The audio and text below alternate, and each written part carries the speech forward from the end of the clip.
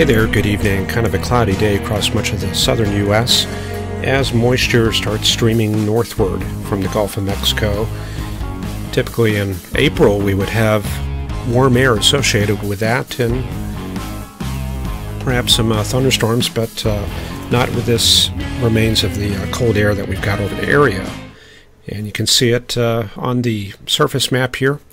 1030 millibar high across Iowa and Nebraska, and it actually covers a very large area all the way down to the Gulf, down to the Four Corners, and almost all the way to Nevada there.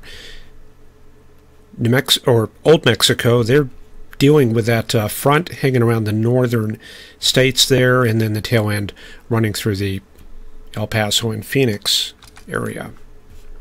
Let's take a look at the plots. And this, give me a second to get this centered, and this definitely shows the northerly flow, kind of shutting things down.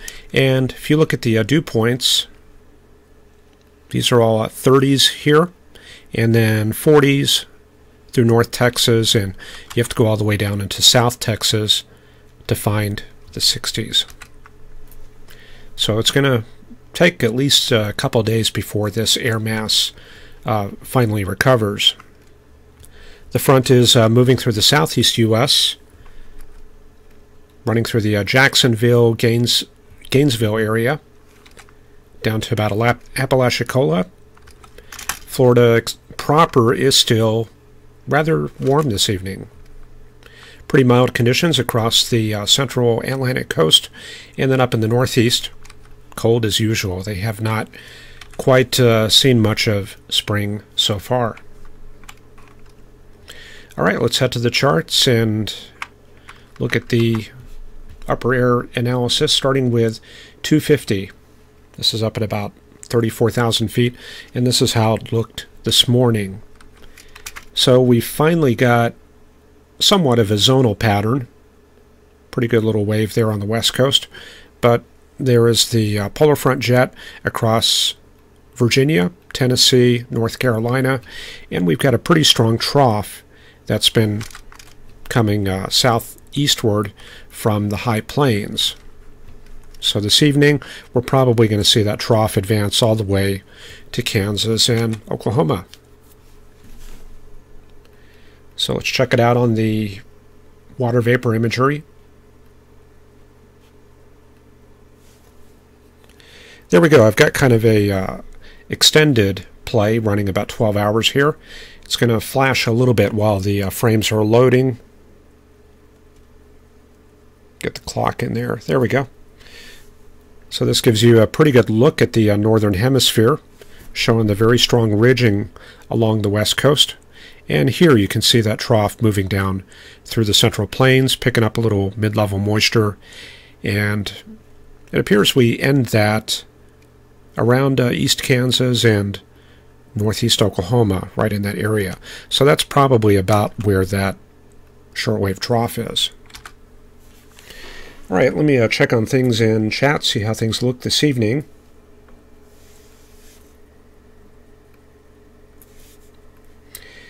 Okay, we got Erica Baker reporting 53, fair skies in Coffeyville, Kansas. Fun with Tech joining us with Mike Estwick and Shirley Keast. Ryan Toomey's down there in Florida. Mike Estwick reporting 54, partly cloudy in Denver. Ron Chalfant reporting record-breaking temperatures in Southern California today, 95 in some areas. Ryan Toomey is reporting back to the grind there. South Florida warming up into the mid-80s, showers and storms popping up in the late afternoon there. So starting to look a little bit like summer in that area. Adam Davis reporting same old story in Clarion, snowy in the 30s. C.D. May has returned. Mike Estwick reporting bone-crushing subsidence. Dustin Knight is here. Sue M. Indiana roller coaster temperature, snow on the car this morning. Mike Estwick says Denver looking at 74 there for Wednesday, and 65 overcast in Houston where CDMA is Electric Dog is here, also Christian Flock, Burl H, and Dustin Knight setting up for a couple chases late week. Concerned about that, the patterns later on this week. Stream is sounding good, and just reading through the rest of the chat here. Alrighty. And yeah, Electric Dog says, don't forget to like. I appreciate that. Cheryl Lee Keast reporting the Florida heat is in full force there. Okay, we've got a little bit of mid-level moisture flowing into Texas there, so the Pineapple Express not completely gone. So that's one reason we're looking kind of gloomy in this area this evening. Let's zoom in on these clouds here. This is also something a little bit different here. Looking at the visible imagery and showing a lot of that cirrus coming in from Mexico right there. Pretty dry conditions across the Rockies and the high plains with that ridging building in. And it looks like we have possibly another trough coming on shore there. Looks like a little bit of a wave coming into the San Francisco and Fort Bragg area there. Also, I've got a little bit of infrared imagery showing the Florida storms there. You can see some of the overshooting tops just south of Jacksonville there, and that's showing where some of the heavier cells are located, and that's along that stalled front that's running east-northeast through west-southwest there. And of course we've got the west coast. This is the water vapor imagery here showing the moisture once again zeroing in on California there, and a couple of more troughs lined up off the coast there. So we'll be looking for that on the charts. Let's head to the let's head to the 500 millibar heights and vorticity.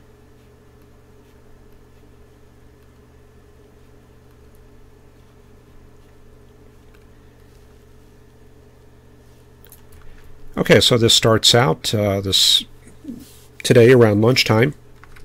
So we start out with ridging in the western states there, and there's our trough moving through Kansas and the panhandles. And then we advance this about 6 hours up to around the current time. Trough running along Interstate 40 from Springfield to western Oklahoma there. The ridge is moving eastward pretty progressively, and it looks like our first shortwave trough coming on shore there, corresponding with that water vapor imagery. So let's see how things continue over the next day or so. By tomorrow evening, the trough in the Great Plains will be moving out towards Columbia in Atlanta and Mobile, Alabama there. Ridging also building into the plains there, so lots of subsidence across the high plains area. Warm conditions likely for Denver there with that subsidence. And here comes a succession of short waves onto the northern California coast there. So we'll have to look at the precipitable water there, see how that looks. For the rest of the week, ridging starts flattening out across the Great Plains, and it looks like we finally get rid of it around Thursday. There it is, pushing into the lower plains, and we've got this very strong trough coming into California there. Lots of ascent across the deserts right there, and of course that will be heading for either the central or southern plains there. So there it is, digging in pretty good there, crossing New Mexico Thursday night, and then emerging out into the plains on Friday. So we may be looking at some chase weather around that time. The jet stream is going to be looking like that right there, and I brought that through the vorticity channel. The anticyclonic vorticity on that side, the cyclonic on that side, and our jet kind of lies in between there. So this is going to be associated with some of the stronger upper level shear and some of the higher bulk shears helping to organize the storms near that jet. And we'll be rolling eastward pretty good there, already in the Mississippi River Valley by Saturday evening. Another ridge coming in, and another trough moving through California on Monday. So the Pacific definitely looks open, and I'm seeing a lot less of that Hudson Bay vortex up to the north. So we may see things start to warm up a little bit, and a little bit better for moisture return. As far as moisture, yeah, let's take a look at that. There it is. Precipitable water from the GFS. This starts out today there. And you can see the high pressure pushing a lot of that moisture southward. So there it is, heading out to the Gulf. And then out in California, we're bringing about an inch of precipitable water into the San Francisco area. Not quite as much moisture as what we've had a few days ago there, but that should be enough for some showers there in California. And then in Texas, the moisture return starts up around Thursday and Friday. Initially on Thursday, looks like about an inch of precipitable water. And then Friday is going to probably be the storm day, and you can see 1.5 to 2 inches showing up along and east of I-35 there, in a very deep trough in Nebraska. So I can go ahead and give you the fronts there. It's going to be looking something like that, so possibly storms all the way up to Kansas City, and maybe even northern Illinois and Iowa. Everything heads east pretty quickly. So by Monday, it's already out on the East Coast. And then we're looking for a next storm, as well as moisture return from the Gulf. So pretty quiet for Sunday and Monday, and then our next system gets started up. So there's the fronts there. That's going to be around midweek. Moisture return coming back up for Thursday next week, 20th, 21st. And a couple of chances for storm activity around that time. Okay, well, we've got some other charts to look at. Let's go back to the analysis and see how things look tonight there. There's our high pressure covering the plains there. The front already all the way down to Mexico and the Gulf of Mexico, looking something like that right there. And then we have our next system coming on shore. That's pretty easy to pick out. And then the linkage of those fronts probably looking something like that right there through the Nevada and California area.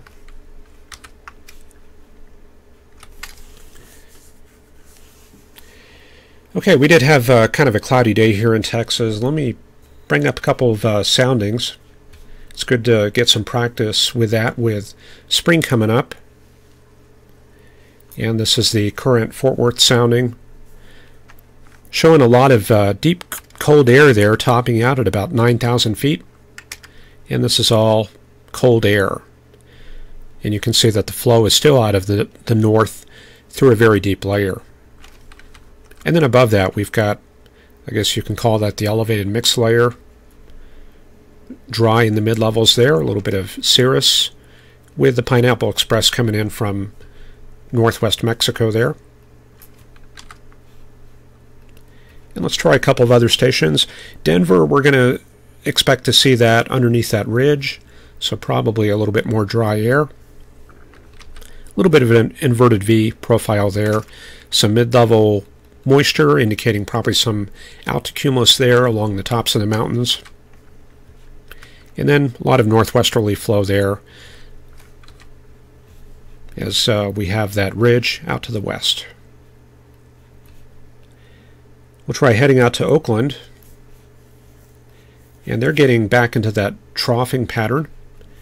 So the moisture, plenty of it in the mid and upper levels there, but pretty dry in the middle troposphere and even almost all the way down to the surface, and that's due to that Pacific air mass that kind of moved in and dried things out, and now we've got the flow turning around to the southwest there. All right, let me take one more look at chat here before we move on. We're going to look at the storm potential here later in the week.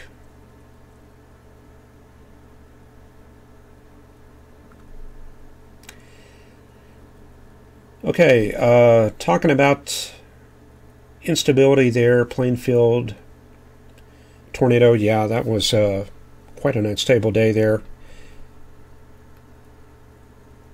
Yeah, a little discussion there about submitting photos. Yeah, you can definitely do that. As long as I have the permission and confirmation that it's your photo, then we can definitely put that on. Mike Estwick pointing out digital atmosphere and the weather books. Yeah, I appreciate that. I'm probably one of the biggest users of digital atmosphere. That's this other program that I've got. This is a program that I've written over the years, and it's good for surface analysis. You can put your moisture and do all your analysis and stuff like that. Just makes things pretty simple there. Ron Chalfont says, the books are easy to understand and a great value and read. I appreciate the comments there. Mike Estwick mentioning Virga there. And CDMA says, soundings are my life lately. How does the sounding data differ between SPC and Wyoming soundings? Not much. The algorithms may be a tiny bit different since they're coded in different languages, but the actual sounding data should be essentially the same there. Okay, we're looking ahead to the next severe weather outbreak, possibly coming up this weekend. So let's start putting things together and see how things look there. Now, one question is the timing, and I decided to bring up the Canadian model, the GDPS. This is the Canadian data. And let's take a look at the timing of things this weekend. We roll things forward through Tuesday and Wednesday. And the southerly flow starts picking up around Wednesday into Thursday. See these yellows? These are going to be 60s dew points. The green is going to be 50s. So the moisture is still looking pretty weak on Thursday. But the real moisture surge will be coming in Friday morning. And you can see the 60s working their way up to Oklahoma. Some 70s coming into the Corpus Christi area. So by peak heating, you can see this is 0Z. This is going to be about 7 p.m. We've got plenty of moisture there for thunderstorms. Looks like a dry line, possibly. And I think we've got a front out to the west. Something like that right there. So we could very well be capped. We'll have to see as we get closer, but the pattern here Friday definitely looks favorable. Let's see how things look for Saturday. Looks like we've got the approach of a strong, kind of looks like a hybrid Pacific-Canadian front there. And then by peak heating on Saturday, I can already see that there's a lot of outflow in this area. See how the wind field, if you look at the plots, it's showing kind of a divergent pattern there. This is indicative of an MCS that developed Friday night in East Texas and western Arkansas. So Saturday looks kind of like a no-go for storms on the Great Plains, but we'll probably see some cells out in Mississippi, Louisiana, and Tennessee there. Now the timing, this is the Canadian model. Let's look at the GFS and kind of compare the two. Okay, GFS, Thursday, moisture coming up. And then by peak heating on Friday, well, this is just before peak heating, you can see a little bit of a difference here. The timing is a little bit faster So by midday Friday, bringing a very strong cold front east of I-35, and this would point to storms probably out in East Texas later in the afternoon, and then moving out into Louisiana and Arkansas overnight. So the GFS is a little bit faster than the Canadian model, and we can compare that to the European model.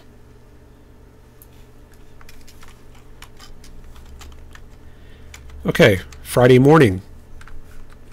This is the frame for the ECMWF. Looks like the fronts are still well to the west. And then for Saturday morning, see, now they've got the front moving through the Dallas area.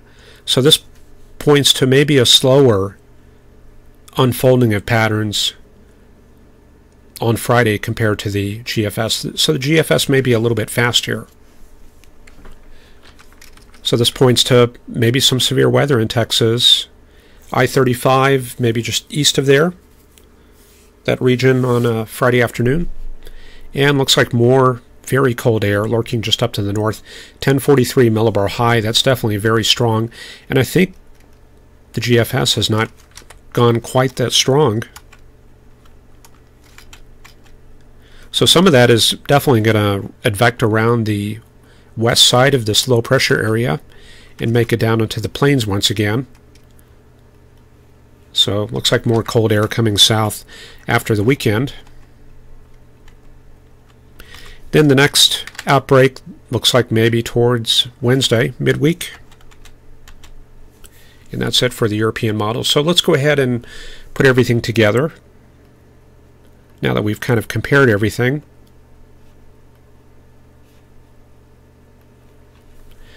So here we go with the forecast.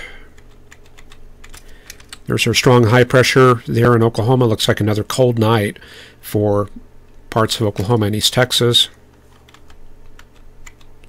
And then towards midweek, southerly flow gets started. Here comes the approach of a Pacific system. So the dry line is going to become established probably as early as Thursday. And then towards Friday evening, this is the GFS forecast. And remember, this is probably a little bit fast. So there's the cold front right there. So we could expect to see storms back in this region for Friday evening. At least it looks that way right now. Things will move eastward over the weekend. Occluded system moving through Illinois there. Cold air coming back in behind.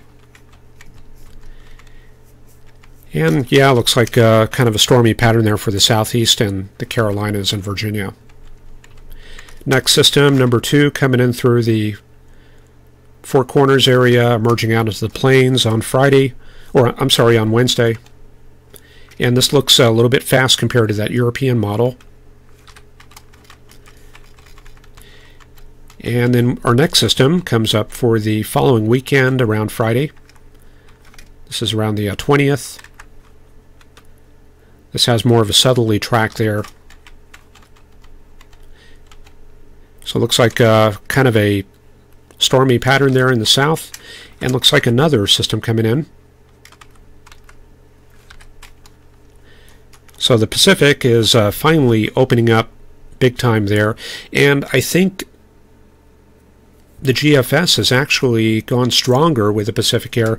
Like, remember the European model was showing that big 1040 millibar high up to the north? GFS not quite going as strong with that. So we'll see how that compares there. The GFS is often airs a little bit cold there, so it's kind of surprising to see the European model keeping that cold air up to the north. So I guess what that's telling me is we may not quite be over with the cold weather until later in the month. Okay, then 200, 300 hours out, that's pretty far out, and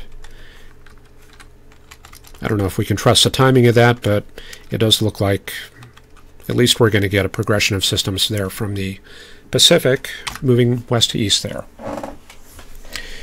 Okay, one last look at chat there. Carl Berghoff waiting on the 0Z run from the GFS. And Dustin Knight reporting he got 4 of the books from me in Denver to complement the meteorology textbooks. And he says, I honestly reference his books more. I appreciate that. I keep thinking to show you guys maybe some samples of the books during the webcast, but I'm going to have to get them in here and get things set up. So maybe in a couple of days I'll try to show you some of the materials that I have here. And I think that does it for me. So I appreciate you watching the webcast, and hopefully we'll see you all tomorrow. Have a good evening, and stay warm or cold wherever you are. And we'll check on things with the storm outbreak this weekend and try to bring that together on tomorrow's webcast. Anyway, I've rambled on for too long. Thanks all for joining, and we'll talk to you all tomorrow.